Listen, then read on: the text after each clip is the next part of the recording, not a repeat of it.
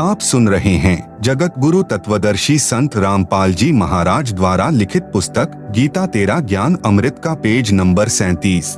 वहाँ नैष्कर्मय मोक्ष प्राप्त होता है, जिसका भावार्थ है कि सत्यलोक यानी सनातन परम धाम में बिना कार्य यानी कर्म किए ही सब सुविधाएं तथा पदार्थ प्राप्त होते हैं और अपने पुण्य कभी समाप्त नहीं होते। वैसे तो श्री ब्रह्मा, विष्णु, शिव, गणेश, दुर्गा, ब्रह्म तथा परब्रह्म की भक्ति से भी नैष्कर्मय मोक्ष प्राप्त होता है।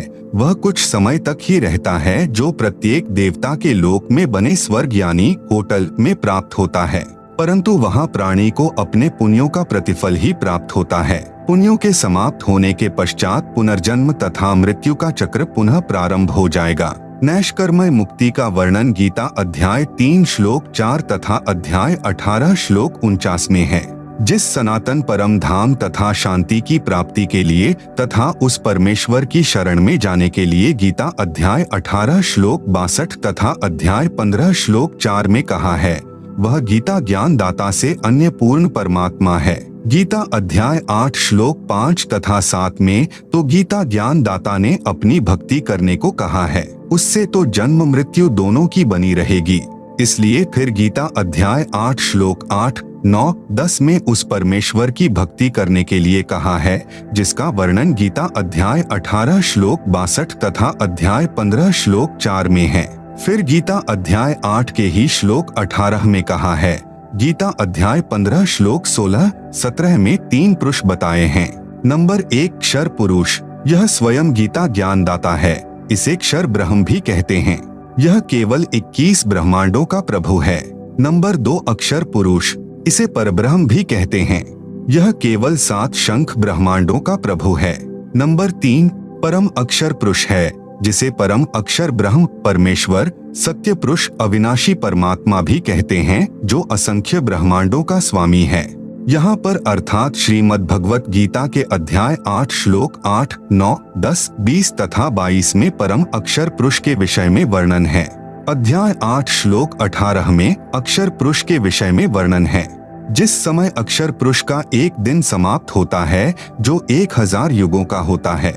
ध्यान रहे, गीता अध्याय 8 श्लोक 17 में मूल पाठ में केवल सहस्र युग लिखा है, न कि सहस्र चतुर्युग। इसलिए अक्षर पुरुष के एक दिन के समाप्त होने पर सर्व प्राणी क्षर पुरुष तथा अक्षर पुरुष के कुछ क्षेत्र के नष्ट हो जाते हैं। क्षर पुरुष व इसके सर्व यानी 21 ब्रह्मांड के सब प्राणी नष्ट हो जाते हैं। जब दिन प्रारंभ होता है तो पुनः सब जीव अपने कर्मानुसार उत्पन्न होते हैं तथा मरते हैं। फिर गीता अध्याय 8 के ही श्लोक 20 में कहा है कि परंतु इस अव्यक्त अर्थात अक्षर पुरुष से परह यानी परे जो अन्य सनातन अव्यक्त भाव अर्थात परम अक्षर ब्रह्म है, वह परमेश्वर तो सब प्राणियों के नष्ट होने पर भी नष्ट नहीं होता है। आप सुन रहे हैं जगत गुरु तत्वदर्शी संत रामपाल जी महाराज द्वारा लिखित पुस्तक गीता तेरा ज्ञान अमृत का पेज नंबर 38। फिर गीता अध्याय 8 श्लोक 21 में कहा है कि उसे अविनाशी अव्यक्त कहा गया है, उसी को परमेश्वर कहा गया है। उसी धाम की प्राप्ति से परम गति अर्थात परम शांति प्राप्त होती है, जिसे प्राप्त होकर साधक फिर वापस नहीं आते, जिसके विषय में गीता अध्याय 18 श्लोक 62 तथा अध्याय 15 श्लोक 4 में कहा है। गीता ज्ञान दाता ने बताया है कि वह धाम मेरे धाम से परम अर्थात श्रेष्ठ है, इसलिए उसे सनातन परम धाम कहते हैं। नोट, इस गीता अध्याय 8 श्लोक 21 के अनुवाद में गलती की है कि गीता ज्ञान दाता ने कहा है कि वह मेरा परम धाम है। वास्तव मूल पाठ में लिखा है तत् धाम परमम मम, इसमें मम शब्द में हलंत यानी मम नहीं है। प्रमाण के लिए उन्हीं गीता अनुवादकों ने गीता अध्याय 3 श्लोक 23 में मम का अर्थ करते समय अर्थ किया है मम यानी मेरा ही। इसी प्रकार इस अध्याय 8 श्लोक 21 में मम का अर्थ मेरे से परम धाम है, सही है।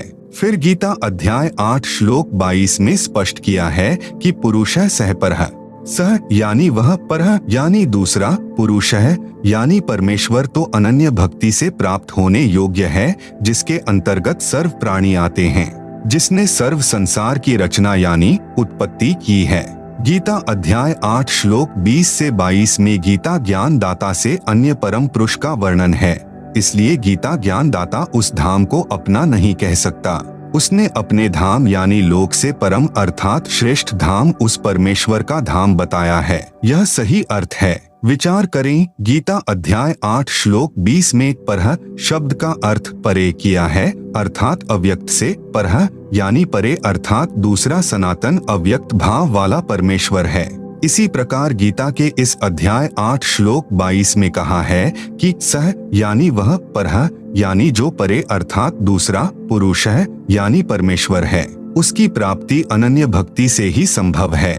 इसका अन्य प्रमाण गीता अध्याय 7 श्लोक 12 से 15 में तीनों गुणों रजगुण ब्रह्मा जी, सतगुण विष्णु जी तथा तमगुण शंकर जी की भक्ति करने वालों को राक्षस स्वभाव को धारण किए हुए मनुष्यों में नीच दूषित कर्म करने वाले मूर्ख बताया है तथा गीता ज्ञान दाता ने कहा है कि ये मुझे नहीं भजते। अपनी भक्ति के विषय में गीता अध्याय 7 श्लोक 16 से 18 में कहा है कि मेरी भक्ति से होने वाली गति अनुत्तम यानी घटिया है। गीता अध्याय 7 श्लोक 19 में कहा है कि बहुत बहुत जन्मों के अंत में किसी जन्म में मेरी भक्ति करते हैं, अन्यथा अन्य देवताओं और भैरव भूतों की पूजा ही करते रहते हैं। परंतु यह बताने वाला संत बहुत दुर्लभ है कि वासुदेव अर्थात वह पूर्ण परमात्मा जिसका वास अर्थात सत्ता सबके ऊपर है, वही सर्वम यानी सब कुछ है, यानी वही पूजा के योग्य है, उसी की भक्ति से पूर्ण मोक्ष प्राप्त होता है।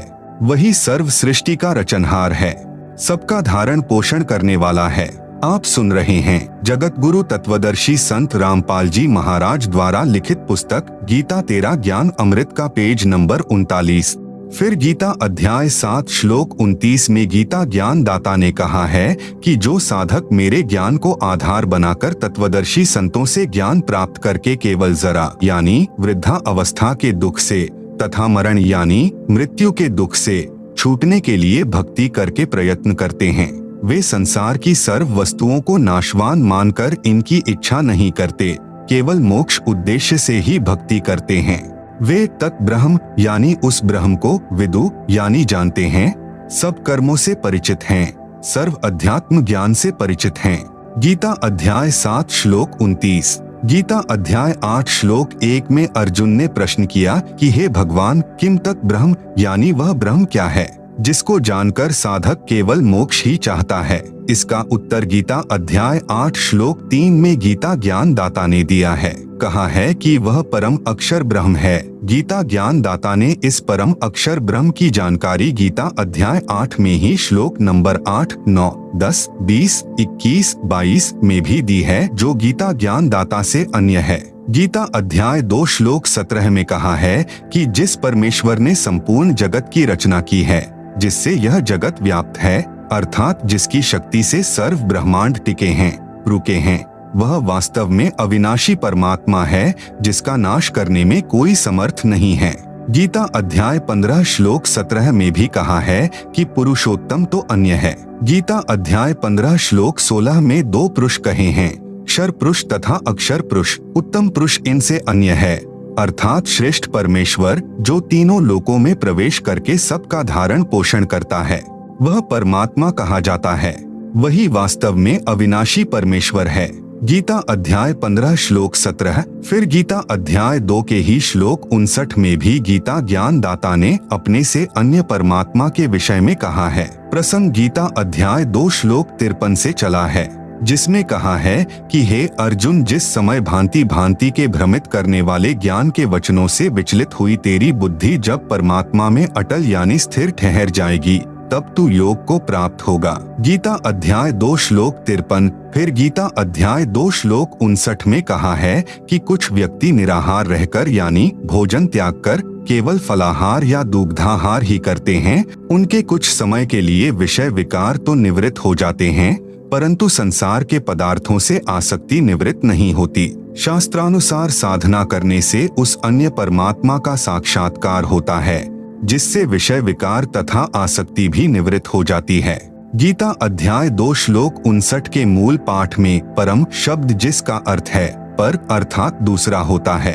उदाहरण के लिए गीता अध्याय 7 श्लोक 13 में मूल पाठ में यही परम शब्द है। इसमें गीता ज्ञान दाता ने कहा है कि तीनों गुणों रजगुण श्री ब्रह्मा जी, सतगुण श्री विष्णु जी तथा तमगुण श्री शंकर जी के भाव से सारा संसार मोहित हो रहा है।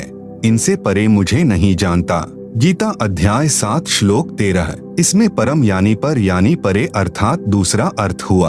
आप सुन रहे हैं जगत गुरु तत्वदर्शी संत रामपाल जी महाराज द्वारा लिखित पुस्तक गीता तेरा ज्ञान अमृत का पेज नंबर 40। इसी प्रकार गीता अध्याय 2 श्लोक 59 में परम का अर्थ पर यानी परे अर्थात दूसरा जाने, क्योंकि गीता अध्याय 11 श्लोक 55 तथा गीता अध्याय 12 श्लोक 1 से 6 में प्रमाण है। गीता अध्याय 11 श्लोक 55 में संकेत किया है कि मत कर्मकृत यानी शास्त्रानुकूल भक्ति कर्म मेरे लिए करता हुआ, मत परम यानी मेरे से श्रेष्ठ परमात्मा के लिए करता हुआ, मत भक्त यानी मेरा भक्त मुझे ही प्राप्त होता है। क्योंकि जब तक तत्वदर्शी संत नहीं मिलता तब तक वेदों अनुसार ज्ञान से ओम नाम का जाप पूर्ण परमात्मा का मानकर करते हैं, जिससे ब्रह्म लोक में चले जाते हैं। इसलिए कहा है कि मेरा भक्त मेरे से अन्य पूर्ण परमात्मा की भक्ति करके भी मुझे ही प्राप्त होता है। गीता अध्याय 11 श्लोक 55। फिर गीता अध्याय 12 श्लोक 1 में स्पष्ट है कि अर्जुन ने प्रश्न किया कि जो भक्त पूर्वोक्त प्रकार से गीता अध्याय 11 श्लोक 55 में संकेत है, जो त्वम यानी आपको तथा जो अव्यक्तम अक्षरम यानी अविनाशी अव्यक्त, जिसका वर्णन गीता अध्याय 8 श्लोक 20 से 22 में है, उसको भजते हैं, उनमें से उत्तम भक्ति वाला कौन सा भक्त है। गीता अध्याय 12 श्लोक 1। फिर गीता अध्याय 12 श्लोक 2 में गीता ज्ञान दाता ने कहा है कि मेरा भक्त जो केवल मेरे ध्यान में लगा है वह युक्ततमाह मताह यानी मेरे विचार से वह सही साधक है। गीता अध्याय 12 श्लोक 2। गीता अध्याय 12 श्लोक 3 से 4 में गीता ज्ञान दाता ने कहा है कि जो उस सर्वव्यापी जिसके विषय में मैं भी नहीं जानता, जो सदा एक रस रहने वाला स्थायी अचल अव्यक्त अर्थात परोक्ष अविनाशी परम अक्षर ब्रह्म की निरंतर उपासना करते हैं, सब प्राणियों के हित के लिए कामना करने वाले साधक, सब में समान भाव रखने वाले साधक मुझको ही प्राप्त होते हैं। भावार्थ है कि जिस सच्चिदानंद घन ब्रह्म अर्थात परम अक्षर ब्रह्म का ज्ञान गीता ज्ञान दाता को भी नहीं है, उसका ज्ञान तत्वदर्शी संतों को होता है। तत्वदर्शी संत न मिलने से ब्रह्म के ओम नाम को परम अक्षर ब्रह्म का नाम यानी मंत्र जाप मानकर साधना करते हैं, जिस कारण से काल के जाल में रह जाते हैं। इसलिए कहा है कि वह साधक मुझे ही प्राप्त होता है। परमेश्वर कबीर जी ने सोहम मंत्र का आविष्कार करके साधकों को बताया है, परंतु सारनाम फिर भी गुप्त ही रखा है। सूक्ष्म वेद में लिखा है, सोहम शब्द हम जग में लाए, सार शब्द हम गुप्त छिपाएं। सोहम ऊपर और सत्सुकृत एक नाम, सब हंसों का बास है, नहीं बस्ती नहीं ठाम, सतगुरु सोहम नाम दे, गुज बीरज विस्तार, बिन सोहम सीझै नहीं, मूल मंत्र निजसार। आप सुन रहे हैं जगत गुरु तत्वदर्शी संत रामपाल जी महाराज द्वारा लिखित पुस्तक गीता तेरा ज्ञान अमृत का पेज नंबर 41। जो साधक सोहम नाम का जाप करते हैं, यह परब्रह्म अक्षर पुरुष जो गीता अध्याय 15 श्लोक 16 में प्रमाण है, उसका जाप है। सारनाम मिले बिना सोहम तथा ओम पूर्ण मोक्षदायक नहीं है। ओम का जाप ब्रह्म यानी गीता ज्ञानदाता का है। ब्रह्मलोक में महाइंद्र का लोक प्राप्त होता है जो ब्रह्मलोक में ही बना है, तथा सोहम नाम के जाप की भक्ति कमाई से ब्रह्मलोक में ही बने नकली सत्यलोक को प्राप्त होता है। साधना काल में साधक यह भी कहता रहता है, सब प्राणियों का भला हो, सर्वे भवन्तु सुखिनः, सर्वे सन्तु निरामयाः, सर्वे भद्राणि पश्यन्तु, मा कश्चित् दुख भाग भवेत्। भावार्थ सब सुखी हो, सब आरोग्य अर्थात स्वस्थ हो, सबका भला हो, कोई दुख किसी को न हो। यह मंगल कामना का मंत्र बनाकर आशीर्वाद देता है, दुआ यानी प्रार्थना करता रहता है, जिससे इस साधक की पुण्य कमाई तथा भक्ति धन दुआ आशीर्वाद के माध्यम से समाप्त हो जाते हैं। तत्वदर्शी संत का अनुयायी यह गलती कभी नहीं करता। इसलिए कहा है कि उस परम अक्षर ब्रह्म का साधक भी मुझे ही प्राप्त होता है, क्योंकि भक्ति आशीर्वाद तथा सर्व की मंगल कामना करके समाप्त कर दी। कुछ महास्वर्ग यानी ब्रह्मलोक में खा खर्ची, फिर जन्म मरण तथा 84 लाख प्राणियों के चक्र में गिर जाता है। राजा जनक के जीवन से सिद्ध करते हैं। त्रेतायुग में जनक जी एक धार्मिक राजा थे। इनकी पुत्री सीता जी थी, जो त्रिलोकीनाथ श्री विष्णु उर्फ श्री रामचंद्र पुत्र श्री दशरथ जी की पत्नी थी। सतयुग में राजा जनक जी का जीव ही राजा अम्बरीश थे, जो श्री विष्णु जी के परम भक्त थे। साथ साथ वेदों के अनुसार ओम नाम का जाप करते थे, जो ब्रह्म साधना है, जिसके परिणाम स्वरूप लाखों वर्ष श्री विष्णु जी के लोक में बने स्वर्ग में अपनी भक्ति के सुख को भोगा। फिर लाखों वर्ष ब्रह्म लोक में ब्रह्म साधना के सुख को भोगा। फिर त्रेता युग में पुनर्जन्म जनक का हुआ, जो एक धार्मिक राजा थे। अपने जीवन काल में अनेकों यज्ञ यानी धार्मिक अनुष्ठान किए, श्री विष्णु जी की भक्ति की, ब्रह्म साधना भी की। जब संसार छोड़कर चलने लगे तो एक विमान स्वर्ग से आया, राजा जनक जी को बैठाकर उड़ चला। रास्ते में एक नरक था, जिसमें 12 करोड़ जीव अपनी करनी का दंड भोग रहे थे। हाहाकार मची थी। जनक जी ने देवदूतों से पूछा कि यह किन दुखियों की चिल्लाहट है। विमान रोको। विमान रुक गया। देवदूतों ने बताया, राजन, यह एक नरक है, इसमें प्राणी अपने पाप कर्मों का दंड भोग रहे हैं। जनक जी ने कहा, इनको इस नरक से निकाल दो, मुझसे देखा नहीं जा रहा। देवदूतों ने कहा, जनक जी, यहाँ आपका राज्य नहीं है, यहाँ धर्मराज की आज्ञा चलती है। आप सुन रहे हैं जगत गुरु तत्वदर्शी संत रामपाल जी महाराज द्वारा लिखित पुस्तक गीता तेरा ज्ञान अमृत का पेज नंबर 42। जनक जी ने कहा कि या तो इनको छोड़ दो या फिर मुझे भी इसी नरक में डाल दो। देवदूतों ने बताया, इसका समाधान धर्मराज ही कर सकते हैं। राजा जनक जी ने कहा, धर्मराज से मेरी बात कराओ। धर्मराज वहीं उपस्थित हो गए तथा सर्व स्थिति जानने के पश्चात बोले कि मैं आपको इस नरक में नहीं डाल सकता और न ही मैं इन 12 करोड़ जीवों को नरक से निकाल सकता। एक उपाय बताता हूँ। आप यानी जनक जी अपने कुछ भक्ति धन यानी पुण्य तथा मंत्र जाप का भक्ति धन इन 12 करोड़ जीवों को प्रदान कर दो, तब इन्हें आपके साथ ही स्वर्ग भेज दूंगा। जनक जी ने दयावश होकर अपनी आधी भक्ति कमाई उन 12 करोड़ जीवों को दे दी। वे 12 करोड़ आत्माएं राजा जनक के द्वारा दिए पुण्यों के आधार से स्वर्ग में चली गई और राजा जनक ने भी स्वर्ग में यानी विष्णु लोक वाले स्वर्ग में, फिर ब्रह्म लोक वाले महास्वर्ग में निवास करके अपने पुण्यों का भोग भोगा, जिससे भक्ति धन समाप्त हो गया। कथा सार, जिन 12 करोड़ जीवों को राजा जनक जी ने अपने आधे पुण्य दान किए थे, धर्मराज ने वे पुण्य 12 करोड़ जीवों को बराबर बराबर बांट दिए। उन पुण्यों के फलस्वरूप वे आत्माएं स्वर्ग में रही। फिर उन पुण्यों के समाप्त होने पर पुनः उसी नरक में डाल दी गई। जो पाप कर्म शेष बचे थे वे फिर भोगने पड़े। राजा जनक जी के साथ बहुत बड़ा धोखा हुआ। उसके आधे पुण्य तो दान करने से समाप्त हुए और आधे ऊपर स्वर्ग में भोग कर समाप्त हुए, पुनः जन्म मरण के चक्र में गिरे। वही जनक जी वाला जीव कलयुग में सिख गुरु श्री नानक देव साहेब जी हुए। श्री नानक जी को सुल्तानपुर शहर में बेई नदी के घाट पर पूर्ण परमात्मा एक जिंदा साधु के वेश में मिले। उनको उस सनातन परम धाम यानी सत्यलोक यानी सचखंड में ले गए। फिर तीसरे दिन वापस उसी बेई नदी के घाट पर छोड़ा, सर्व तत्व ज्ञान कराया, उनके पूर्व अनेकों अच्छे जीवन के जन्म दिखाए, उनको सत्य नाम यानी जो 2 अक्षर का मंत्र है, जिसमें एक ओंकार यानी ओम है तथा दूसरा गुप्त है, उपदेशी को ही बताया जाता है कि दीक्षा दी। तब श्री नानक देव साहेब जी का पूर्ण मोक्ष हुआ। यदि परमात्मा तत्वदर्शी संत रूप में प्रकट होकर तत्व ज्ञान नहीं बताते तो श्री नानक देव जी वाले जीव का जन्म मरण चक्र कभी समाप्त नहीं होता। वह सत्य साधना मेरे पास यानी संत रामपाल जी के पास है। प्रसंग चल रहा है कि भावना में बहकर आशीर्वाद द्वारा अपनी भक्ति धन कभी नष्ट नहीं करना चाहिए। आपने कोई भी बुद्धिमान धनवान व्यक्ति अपने नोटों को अन्य किसी को बांटता नहीं देखा होगा। यदि किसी की सहायता करना चाहें तो उसे कमाने का तरीका बताएं, जिससे वह अपने पैरों पर खड़ा होकर धनी बन सके। इसी प्रकार भक्तजन जिसकी सहायता करना चाहें तो उसको पूर्ण गुरु से दीक्षा दिलाकर भक्ति धन कमाने की प्रेरणा दें।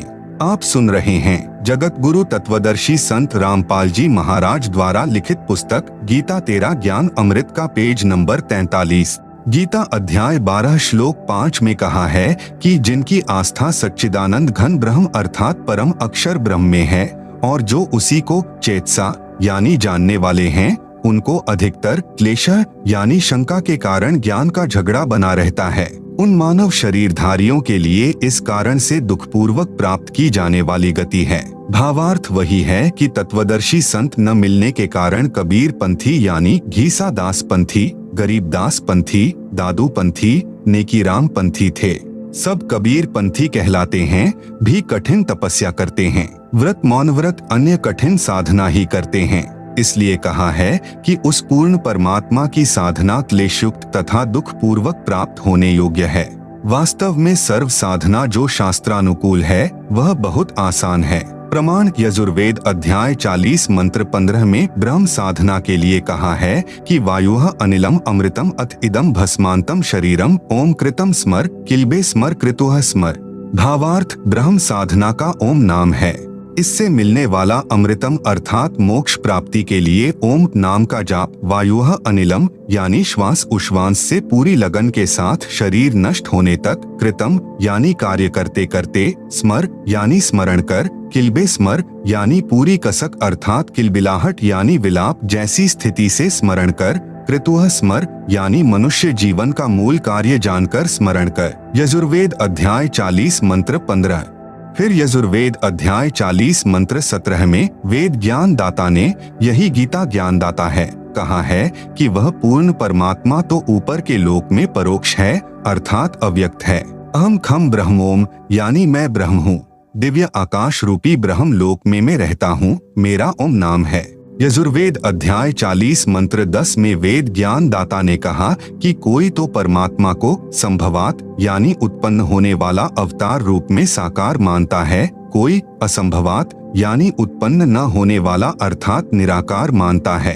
वह परमात्मा उत्पन्न होता है या नहीं या जैसा है उसका ज्ञान धीराणाम यानी तत्वदर्शी संतजन बताते हैं, उनसे शृण्वः यानी सुनो। यजुर्वेद अध्याय 40 मंत्र 10। यही प्रमाण गीता अध्याय 4 श्लोक 34 में है कि परमात्मा के विषय में संपूर्ण ज्ञान तत्वदर्शी संत बताते हैं।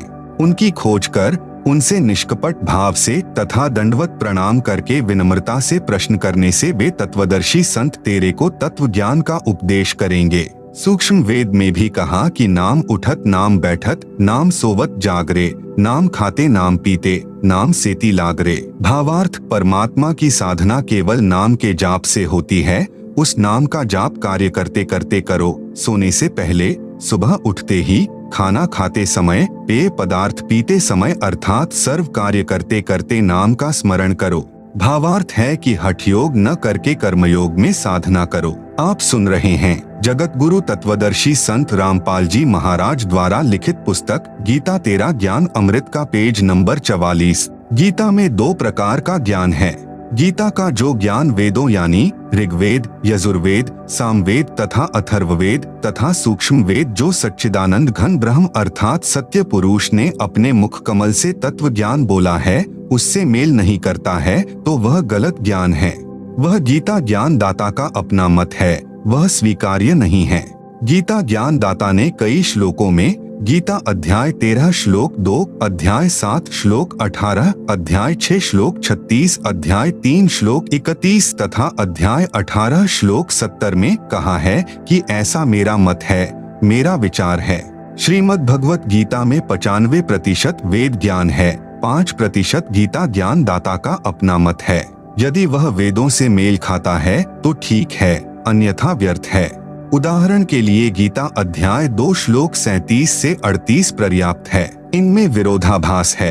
गीता अध्याय 2 श्लोक 37 में तो लाभ हानि बता रहा है, कहा है कि या तो तू युद्ध में मरकर स्वर्ग को प्राप्त होगा अथवा युद्ध जीतकर पृथ्वी का राज भोगेगा, इसलिए हे अर्जुन युद्ध के लिए खड़ा हो जा। गीता अध्याय 2 श्लोक 37। फिर गीता अध्याय 2 श्लोक 38 में ही तुरंत इसके विपरीत कहा है कि जय पराजय अर्थात हार जीत सुख दुख को समान समझकर युद्ध के लिए तैयार हो जा। इस प्रकार युद्ध करने से तू पाप को प्राप्त नहीं होगा। गीता अध्याय 2 श्लोक 38। गीता अध्याय 11 श्लोक 33 में भी स्पष्ट किया है कि तू उठ यश को प्राप्त कर, शत्रुओं को जीतकर धन धान्य से संपन्न राज्य को भोग। मैंने तेरे सामने वाले योद्धाओं को पहले ही मार रखा है, तू केवल निमित्त मात्र बन जा। पांडवों द्वारा की गई यज्ञ महाभारत ग्रंथ में एक प्रकरण आता है कि कुरुक्षेत्र के मैदान में युद्ध हुआ। करोड़ों सैनिक मारे गए, करोड़ों बहनें विधवा हो गई, करोड़ों बच्चे अनाथ हो गए। पांडव युद्ध जीत गए, कौरवों का सर्वनाश हो गया। दिल्ली यानी इंद्रप्रस्थ की गद्दी पर श्री युधिष्ठिर को बैठाकर श्री कृष्ण जी द्वारका चले गए। युधिष्ठिर राजा को भयंकर स्वप्न आने लगे, जिसमें सिर कटे व्यक्ति उनके महल में प्रवेश करते दिखाई देने लगे। करोड़ों बच्चे पिताजी पिताजी कहकर चिल्लाते दिखाई देने लगे। करोड़ों सैनिकों की विधवाएं हाय कंत कहकर बिलखती तड़फती अपने सिर के बालों को नोचती दिखाई देने लगी। उनकी वह तड़फ मानो कह रही हो कि महलों के सुख को भोगने के लिए हमारे सुहाग उजाड़ने वाले इन बच्चों सहित हमें भी मार डाल, तेरा ऐश्वर्य पूर्ण हो जाएगा।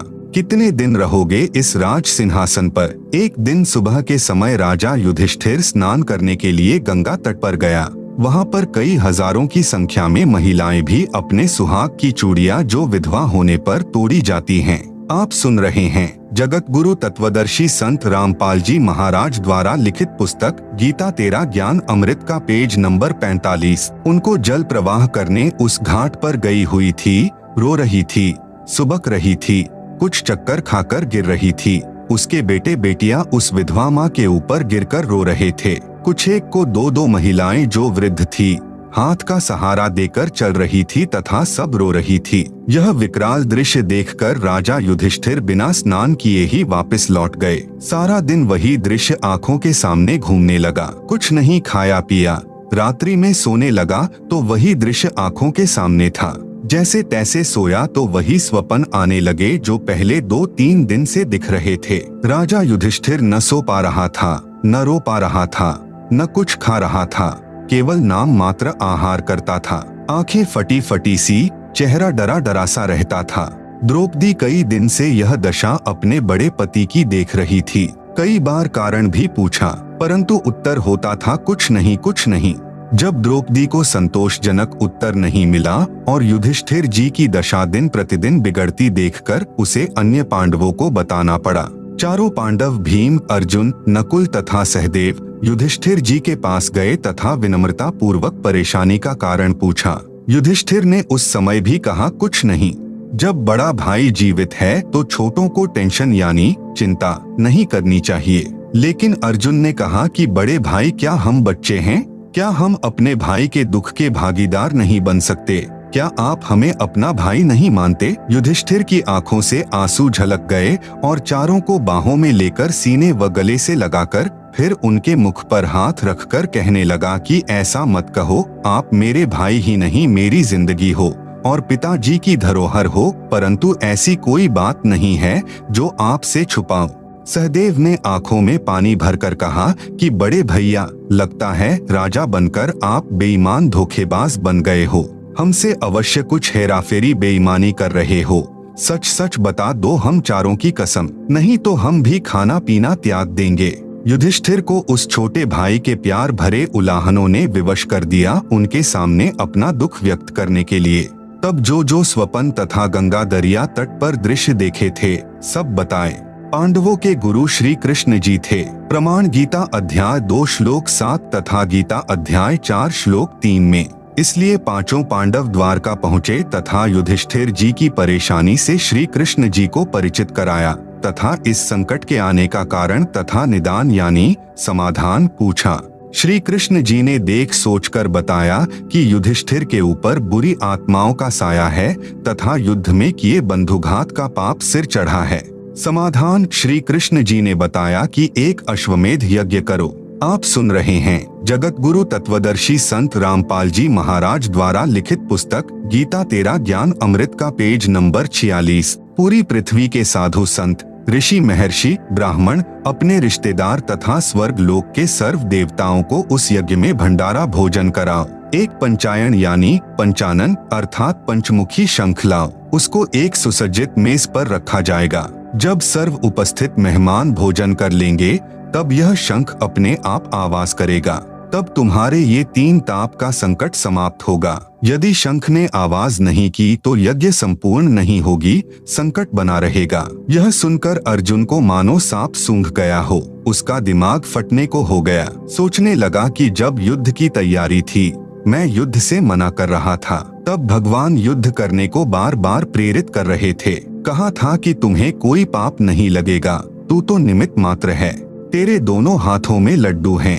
अब कह रहे हैं कि युद्ध में किए नरसंहार का पाप ही तुम्हारे संकट का कारण है। समाधान भी ऐसा बताया कि उस समय के करोड़ों रुपए यानी वर्तमान के खरबों रुपए खर्च होने हैं। यह विचार करके अर्जुन विष की घूंट पी गया कि यदि मैं आज श्री कृष्ण जी से प्रश्न करके पूछूंगा कि गीता ज्ञान देते समय आप कह रहे थे कि युद्ध करो, तुम पाप को प्राप्त नहीं होगे, अब वही युद्ध में किया पाप ही संकट का कारण बताया है। भाई युधिष्ठिर यह सोचेगा कि खरबों रुपए मेरे इलाज पर खर्च होने हैं, अर्जुन इसीलिए श्री कृष्ण जी से वाद विवाद कर रहा है, यह मेरा इलाज नहीं कराना चाहता। जरा सी भी भनक युधिष्ठिर भाई को लग गई तो यह मर सकता है, इलाज नहीं कराएगा। यह विचार करके अर्जुन ने यज्ञ की तिथि तथा स्थान पूछकर यज्ञ की तैयारी की। उस यज्ञ में 33 करोड़ देवता, 88,000 ऋषि, 12 करोड़ ब्राह्मण, 56 करोड़ यादव यानी अर्जुन की ससुराल वाले द्वारका से 9 नाथ, 84 सिद्ध महात्मा, अन्य अनेकों सामान्य जनता जन आए तथा श्री कृष्ण सहित सबने भोजन खाया, परंतु शंख ने आवाज नहीं की। फिर संत सुदर्शन यानी सुपच जी को बुलाया गया, तब वह शंख बजा, यज्ञ संपूर्ण हुई। उस समय करुणामय नाम से प्रकट परमात्मा जो तत्वदर्शी संत की लीला करने प्रत्येक युग में आते हैं, आए हुए थे।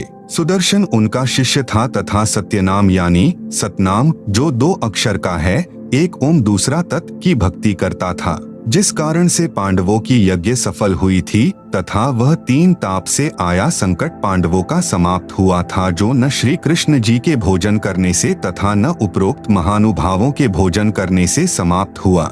श्री सुदर्शन जी उस परम अक्षर ब्रह्म अर्थात पूर्ण परमात्मा की भक्ति करता था। सूक्ष्म वेद में कहा है, तुम कौन राम का जपते जापम, ताते कटेन ना तुम्हारे तीनों तापम। भावार्थ, आप कौन से राम की भक्ति का नाम जपते हैं जिससे आपके 3 ताप भी समाप्त नहीं होते, मोक्ष तो बहुत दूर की बात है। इसलिए मेरे यानी संत रामपाल के पास वह सत्य साधना है, 2 अक्षर का सत्य नाम है।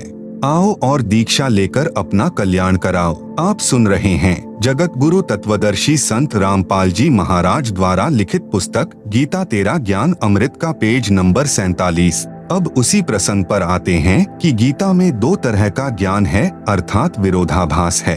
एक तो गीता ज्ञान दाता ने युद्ध कराने के लिए अपने दाव पेच लड़ाए हैं, वे वेद विरुद्ध होने से तथा सत्य से परे होने से स्वीकार्य नहीं है, वह इसका मत है।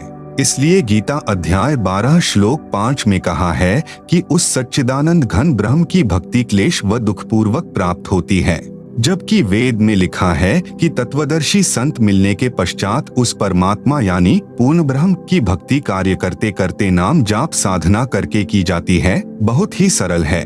इससे सिद्ध हुआ कि गीता ज्ञान दाता ने जो अपना मत बताया है, यदि वह वेदों यानी 4 वेद हैं, number 1 Rigveda, number 2 Yajurveda, number 3 Samaveda, number 4 Atharvaveda तथा 5वां है सूक्ष्म वेद से मेल नहीं खाता है, तो वह व्यर्थ ज्ञान है। वह गीता ज्ञान दाता के घर का है, वह हमें ग्रहण नहीं करना है, वह हमें नहीं मानना है। अन्य प्रमाण गीता अध्याय 12 श्लोक 8 से 19 तक में अपना मत बताया है। गीता अध्याय 12 श्लोक 8 में गीता ज्ञान दाता ने कहा है कि मुझ में मन लगा, मेरे में बुद्धि लगा, मुझे प्राप्त होगा। इसी प्रकार ऊर्ध्वम यानी ऊपर वाले अव्यक्त की भक्ति करेगा तो उसे प्राप्त होगा, इसमें कोई संशय नहीं है। गीता अध्याय 12 श्लोक 8। गीता अध्याय 12 श्लोक 9 में गीता ज्ञान दाता कहता है कि यदि मेरी प्राप्ति चाहता है और यदि तू मन को मुझ में लगाने में समर्थ नहीं है, तो हे धनंजय अर्जुन, अभ्यास योग अर्थात नाम जाप तथा नित्य पाठ करना आदि आदि अभ्यास साधना कहलाती है, को करके मुझे प्राप्त करने की इच्छा कर। गीता अध्याय 12 श्लोक 10 में गीता ज्ञान दाता कहता है कि यदि नाम जाप नित्य पाठ आदि आदि अभ्यास करने में भी समर्थ नहीं है, तो मत कर्म परमः यानी मेरे लिए श्रेष्ठ कर्म करने वाला हो जा। इस प्रकार मेरे लिए शुभ कर्म करता हुआ भी सिद्धि को प्राप्त कर लेगा। गीता अध्याय 12 श्लोक 11 में गीता ज्ञान दाता कहता है कि यदि मध्ययोगम यानी मत योगम यानी मेरे द्वारा बताई गई भक्ति साधना पर आश्रित होकर उपरोक्त साधना करने में भी तू समर्थ नहीं है तो यतात्मवान यानी यत आत्मवान यानी यति आत्मा वाला हो जा। यति का अर्थ है अपनी पत्नी के अतिरिक्त किसी भी स्त्री के प्रति विषय विकारवश होकर मन में कभी द्वेष उत्पन्न न होता हो, उसे यति पुरुष कहते हैं। जैसे श्री रामचंद्र जी को यति अर्थात संत भाषा में जति कहा जाता है, श्री सुखदेव यानी सुखदेव पुत्र श्री व्यास को भी यति यानी जति माना गया है तथा सीता पत्नी श्री रामचंद्र को सती माना गया है। इसलिए कहा है कि यतात्मवान अर्थात यति पुरुष बनकर सर्व कर्मों के फल का त्याग कर। गीता अध्याय 12 श्लोक 11। आप सुन रहे हैं जगत गुरु तत्वदर्शी संत रामपाल जी महाराज द्वारा लिखित पुस्तक गीता तेरा ज्ञान अमृत का पेज नंबर 48। गीता अध्याय 12 श्लोक 12 में गीता ज्ञान दाता कहता है कि अभ्यासात यानी नाम जाप नित्य पढ़ आदि आदि जो अभ्यास किया जाता है उससे श्रेष्ठ ज्ञान है अर्थात जिज्ञासु बनकर ज्ञान प्राप्त कर। ज्ञान से ध्यान अर्थात हठ साधना करके समाधि लगाना। यहाँ गीता ज्ञान दाता के मतानुसार ध्यान कहा है जिसका अनुसरण सर्व ऋषिजन किया करते थे, जिसे वर्तमान में मेडिटेशन कहते हैं। ध्यान से श्रेष्ठ सर्व कर्मों का फल का त्याग है क्योंकि त्याग से तत्काल शांति प्राप्त हो जाती है। यह गीता ज्ञान दाता का मत है। गीता अध्याय 12 श्लोक 13 से 14 में गीता ज्ञान दाता कहता है कि जो व्यक्ति सब प्राणियों से द्वेष भाव रहित है, सबका मित्र है और दयालु है, जैसे राजा जनक था, ममता रहित अहंकार से रहित सुख दुख में समान रहता है, क्षमावान है, जो योगी यानी साधक निरंतर संतुष्ट है, यतात्मा यानी यति पुरुष हैं, दृढ़ निश्चय वाला है अर्थात जो मैंने ज्ञान अपना मत या वेद ज्ञान बताया है उसको दृढ़ निश्चय से पालन करता है, वह मुझ पर समर्पित मेरा भक्त मुझे प्रिय है। इसी प्रकार गीता अध्याय 12 श्लोक 15 से 19 तक में अपना मत कहा है जो केवल नास्तिकता की ओर ले जाने वाला है।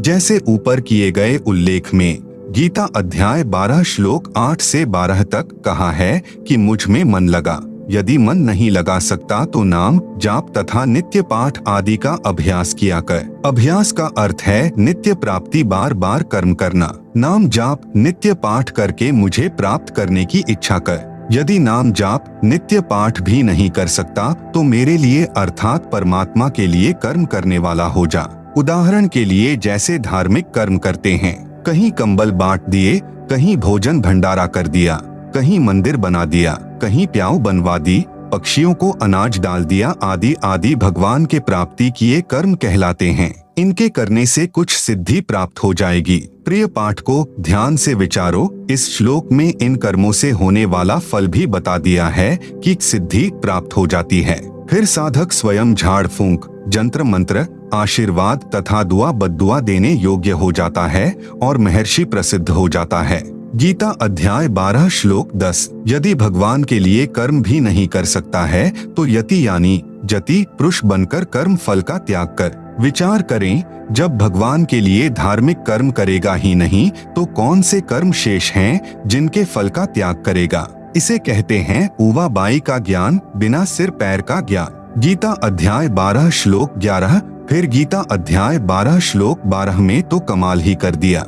आप सुन रहे हैं जगत गुरु तत्वदर्शी संत रामपाल जी महाराज द्वारा लिखित पुस्तक गीता तेरा ज्ञान अमृत का पेज नंबर 49। कहा है कि अभ्यास अर्थात नाम जाप नित्य पाठ रूपी अभ्यास से ज्ञान श्रेष्ठ है, जो गीता ज्ञान दाता अपना मत बता रहा है। यहाँ पर इस ज्ञान की चर्चा है। ज्ञान से ध्यान यानी मेडिटेशन अर्थात हठपूर्वक एक स्थान पर एकांत में आसन। गीता अध्याय 6 श्लोक 10 से 15 में बताई विधि जो गीता ज्ञान दाता का मत है, पर बैठकर करना श्रेष्ठ है। ध्यान से सब धार्मिक कर्मों का फल त्यागने से तुरंत शांति मिल जाती है।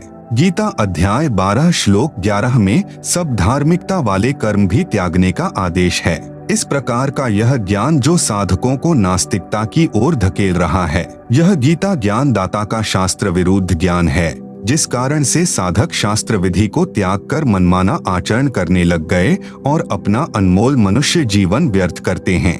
यदि ये ज्ञान उचित होता कि भगवान में मन न लगे तो अभ्यास, नाम जाप, नित्य पाठ कर, अभ्यास न कर सके तो भगवान के लिए कर्म कर, भगवान के लिए कर्म न कर सके तो सर्व कर्मों का फल त्याग दें, तो 4 वेदों की तथा श्रीमद्भगवत गीता के अन्य 650 श्लोकों की, क्योंकि लगभग 50 श्लोकों में गीता ज्ञान दाता मत वाला ज्ञान है, क्या आवश्यकता थी?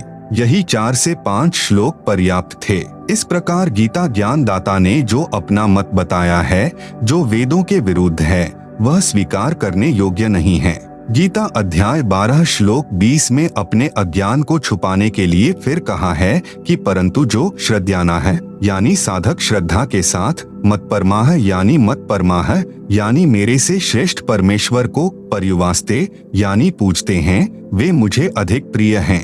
जैसा कि प्रारंभ में वर्णन है कि गीता अध्याय 5 श्लोक 14 से 16, 20, 24, 25, 26 में भी प्रमाण है कि गीता ज्ञान दाता ने अपने से अन्य प्रभु के विषय में बताया है।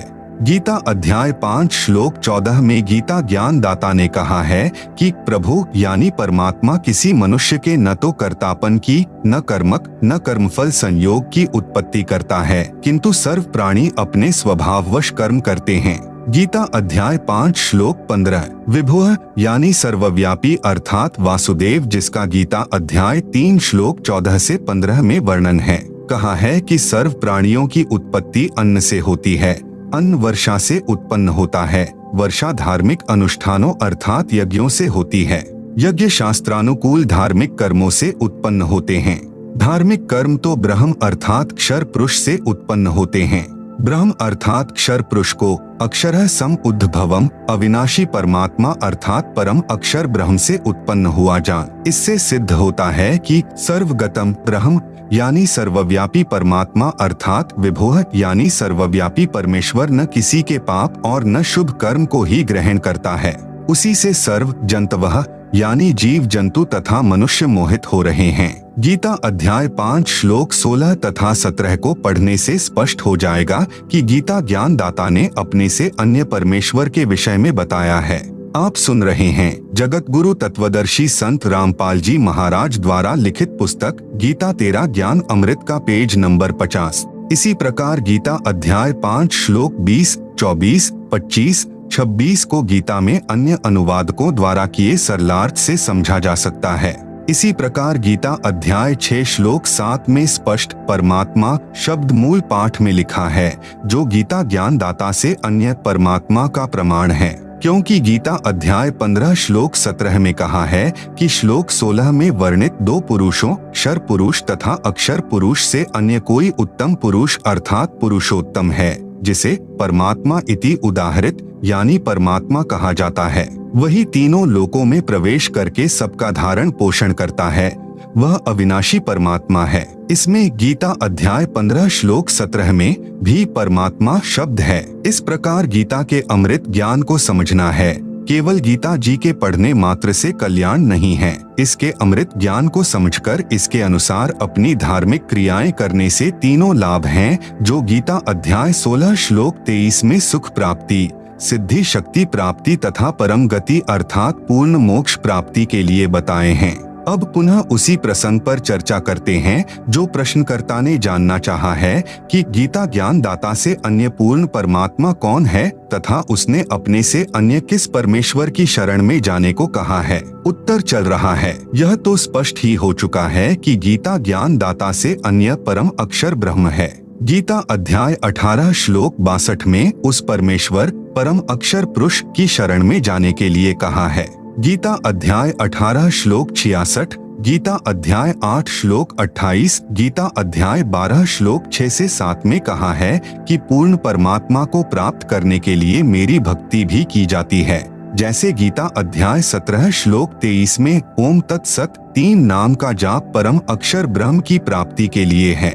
गीता अध्याय 8 श्लोक 13 में गीता ज्ञान दाता ने अपनी साधना करने का केवल एक ओम नाम बताया है। पूर्ण परमात्मा की प्राप्ति के लिए ओम नाम का जाप भी साधक करता है। इसलिए गीता अध्याय 8 श्लोक 28 में कहा है योगी अर्थात भक्त तत्व ज्ञान के द्वारा इस रहस्य को जानकर जो वेदों के अनुसार भक्ति करने से, उसी के अनुसार यज्ञ अर्थात धार्मिक अनुष्ठान करने से, तप अर्थात अपने धर्म पर दृढ़ता से लगे रहने से जो शारीरिक मानसिक कठिनाई झेलनी पड़ती है, उस तप से तथा दान करने से जो पुण्य फल होता है अर्थात धार्मिक कर्म से भक्ति फल होता है, उसका अत्यति यानी उल्लंघन कर जाता है अर्थात त्याग जाता है। वह आद्य यानी सनातन, परम यानी अन्य यानी दूसरे, स्थानम यानी धाम को प्राप्त होता है। आप सुन रहे हैं जगत गुरु तत्वदर्शी संत रामपाल जी महाराज द्वारा लिखित पुस्तक गीता तेरा ज्ञान अमृत का पेज नंबर 51। गीता अध्याय 12 श्लोक 7 से 8 में कहा है कि जो मतपरा है यानी मतपरा है यानी मेरे से दूसरे परमात्मा की भक्ति करने वाले सर्वभक्तजन मेरी भक्ति के सर्व भक्ति कर्म मुझको अर्पण करके मुझ में त्याग जाते हैं। जो अनन्य भक्ति उस मेरे से परे अर्थात दूसरे को भजते हैं। गीता अध्याय 12 श्लोक 7 में वर्णन है कि हे अर्जुन, मुझ में चित्त लगाने वाले, मुझे जानने वाले, आवेशित यानी आवेश के साथ, चेतासाम यानी मुझे चेत चुके हैं, मुझे जान चुके हैं, उन भक्तों का मैं शीघ्र ही संसार समुद्र से सम उद्धरता यानी समुद्धरता यानी उसी प्रकार उद्धार कर देता हूँ। गीता अध्याय 18 श्लोक 66 में कहा है कि सर्वधर्मान परित्यज्य माम एकम शरणम व्रज अहम त्वा सर्व पापेभ्यः मोक्षयिष्यामि मा शुचय। अन्य अनुवादकर्ताओं ने जो अनुवाद इस गीता अध्याय 18 श्लोक 66 का किया है वह इस प्रकार है जो गलत है। संपूर्ण धर्मों को अर्थात संपूर्ण कर्मों को मुझ में त्याग कर तू केवल एक मुझ सर्वशक्तिमान सर्वाधार परमेश्वर की शरण में व्रज यानी आजा, मैं तुझे संपूर्ण पापों से मुक्त कर दूंगा, शोक मत कर। विवेचन जो अनुवाद किया है कि संपूर्ण धर्मों को अर्थात कर्तव्य कर्मों को मुझ में त्याग कर केवल तू एक मुझ सर्वशक्तिमान सर्वाधार परमेश्वर की शरण में आजा, यह गलत है। विचार करे गीता अध्याय 18 श्लोक 46, 62, अध्याय 15 श्लोक 1 से 4 तथा 17 में सर्वशक्तिमान सर्वाधार परमात्मा तो कोई अन्य कहा है, जिसे गीता अध्याय 8 श्लोक 3 में परम अक्षर ब्रह्म कहा है। यहाँ गीता अध्याय 18 श्लोक 66 में अनुवादक ने अपनी ओर से महिमा जोड़ी है जो व्यर्थ है। फिर कहा है कि संपूर्ण कर्मों को मुझ में त्याग कर मेरी शरण में आजा, यह भी न्याय संगत बात नहीं है। यदि कोई कहे कि सर्व कर्म मुझ में छोड़ और मेरी शरण में आजा, इससे भी स्पष्ट है कि सर्व धार्मिक कर्मों की भक्ति कमाई को मुझ में छोड़कर अन्य की शरण में जा। वैसे भी व्रज का अर्थ जाना है, आना नहीं किया जा सकता। जैसे अंग्रेजी के शब्द गो का अर्थ जाना है, उसका अर्थ आना नहीं किया जाना चाहिए। फिर अन्य प्रमाण गीता अध्याय 2 श्लोक 7 में अर्जुन ने कहा है कि मैं आपका शिष्य हूँ, आपकी शरण में हूँ, मुझे उचित शिक्षा दीजिए। फिर गीता ज्ञान दाता ने गीता अध्याय 4 श्लोक 3 में कहा है कि तू मेरा भक्त तथा सखा है। यहाँ गीता अध्याय 18 श्लोक 66 में यह अनुवाद करना कि मेरी शरण में आजा बिल्कुल अनुचित है, क्योंकि अर्जुन तो पहले ही श्री कृष्ण की शरण था, ऊपर सिद्ध हो चुका है। तत्व ज्ञान न होने के कारण अनुवादकों ने अर्थों के अनर्थ कर रखे हैं। गीता ज्ञान दाता ने गीता अध्याय 18 श्लोक 62 में कहा है कि उस परमेश्वर की शरण में जा, उस परमेश्वर की कृपा से ही तू परम शांति को तथा सनातन परम धाम को प्राप्त होगा। आप सुन रहे हैं जगत गुरु तत्वदर्शी संत रामपाल जी महाराज द्वारा लिखित पुस्तक गीता तेरा ज्ञान अमृत का पेज नंबर 52। गीता अध्याय 18 श्लोक 46 में कहा कि जिस परमेश्वर से संपूर्ण प्राणियों की उत्पत्ति हुई है और जिससे यह समस्त जगत व्याप्त है, उस परमेश्वर की अपने स्वाभाविक कर्म करते करते पूजा करके मनुष्य परम सिद्धि को प्राप्त हो जाता है। गीता अध्याय 15 श्लोक 17 में स्पष्ट किया है कि श्लोक 16 में कहे दो पुरुषों क्षर पुरुष तथा अक्षर पुरुष से उत्तम पुरुष तो कोई अन्य ही है, जिसे परमात्मा कहा जाता है। वही तीनों लोकों में प्रवेश करके सबका धारण पोषण करता है, वह वास्तव में अविनाशी परमेश्वर है। गीता अध्याय 15 श्लोक 4 में कहा है कि तत्वदर्शी संत की प्राप्ति के पश्चात परमेश्वर के उस परम पद की खोज करनी चाहिए, जहां जाने के पश्चात साधक लौटकर संसार में नहीं आते। जिस परमेश्वर से संसार रूपी वृक्ष की प्रवृत्ति विस्तार को प्राप्त हुई है, उसी की भक्ति करो। गीता ज्ञान दाता ने अपनी स्थिति गीता अध्याय 2 श्लोक 12, अध्याय 4 श्लोक 5, अध्याय 10 श्लोक 2 में स्पष्ट कर ही दी है कि अर्जुन, तेरे और मेरे बहुत जन्म हो चुके हैं, आगे भी होते रहेंगे। तू नहीं जानता, मैं जानता हूँ। जिस प्रभु की स्वयं जन्म मृत्यु होती है तो वह भी अविनाशी नहीं हुआ, उसका उपासक भी जन्मता मरता रहेगा। ब्रह्म का साधक वह मोक्ष प्राप्त नहीं कर सकता जो गीता अध्याय 15 श्लोक 4 में कहा है कि जहाँ जाने के पश्चात पुनः जन्म नहीं होता। गीता अध्याय 18 श्लोक 66 का वास्तविक अनुवाद इस प्रकार है। अनुवाद: सर्वधर्मान यानी संपूर्ण धार्मिक कर्म जो मेरी उपासना के हैं, उनकी भक्ति कमाई है। उन्हें माम यानी मुझको, परित्यज्य यानी त्याग कर, तू एकम यानी उस एक जिसके समान दूसरा नहीं है, अद्वितीय सर्वशक्तिमान परमेश्वर अर्थात परम अक्षर ब्रह्म की शरणम यानी शरण में, व्रज यानी जा, अहम त्वा यानी मैं तुझे, सर्व पापेभ्यः यानी संपूर्ण पापों से, मोक्षयिष्यामि यानी मुक्त कर दूंगा, मां शुचः यानी शोक मत कर। गीता अध्याय 18 श्लोक 66 में गीता ज्ञान दाता ने कहा है कि जो मंत्र मेरी उपासना के हैं, उनकी भक्ति की कमाई मुझको त्याग कर तू केवल उस एक अर्थात जिसके समान कोई अन्य शक्ति न हो, अद्वितीय सर्वशक्तिमान परमेश्वर अर्थात परम अक्षर ब्रह्म की शरण में जा, मैं तुझे सर्व पापों से मुक्त कर दूंगा, शोक मत कर। गीता अध्याय 18 श्लोक 66। विश्लेषण: गीता अध्याय 17 श्लोक 23 में गीता ज्ञान दाता ने संकेत किया है कि उस ब्राह्मण यानी सच्चिदानंद घन ब्रह्म अर्थात परम अक्षर ब्रह्म की प्राप्ति का ओम तत् सत यह 3 मंत्र का जाप है। इसी का जाप करने का निर्देश है।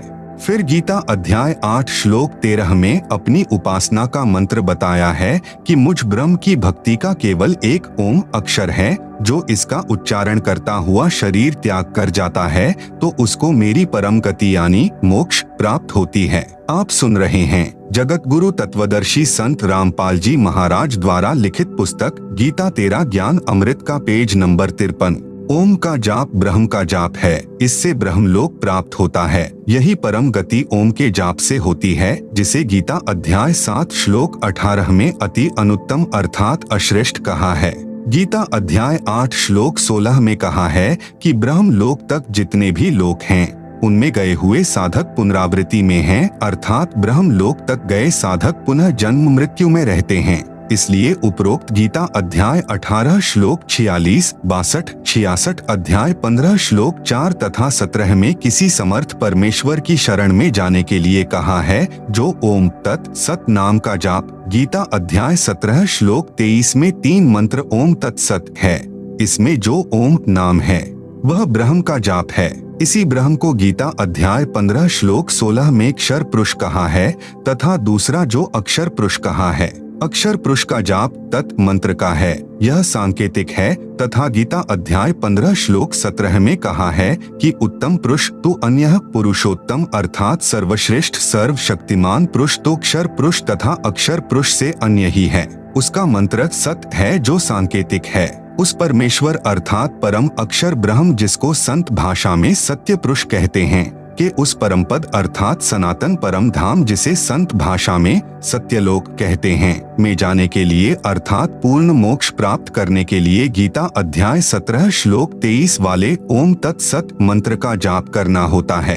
अन्य कोई नाम जाप पूर्ण मोक्ष का नहीं है। तत् सत ये दोनों अन्य मंत्र हैं जो उपदेश लेने वाले को उपदेश के समय ही सार्वजनिक किए जाते हैं। ओम नाम का जाप ब्रह्म यानी अक्षर पुरुष का है, गीता ज्ञान दाता का है। इसकी उपासना ओम नाम के जाप से होती है। ओम नाम के जाप की कमाई अर्थात धार्मिक कर्म ब्रह्म को त्यागने होते हैं। हम पहले बिना तत्व ज्ञान के ओम नाम के जाप की कमाई यानी भक्ति धन ब्रह्म लोक में जाकर समाप्त कर देते थे। पाप यानी कर्ज यानी लोन शेष रह जाते थे। उनको नरक में तथा 84 लाख प्रकार के प्राणियों के शरीर में कष्ट उठाकर भोगा करते थे। अब हम ओम नाम के जाप का भक्ति धन ब्रह्म को त्याग देंगे। इसका फल ब्रह्म लोक में नहीं भोगेंगे, जिसके प्रतिफल में यह ब्रह्म अर्थात अक्षर पुरुष हमारे सर्व पापों यानी कर्ज को समाप्त कर देगा।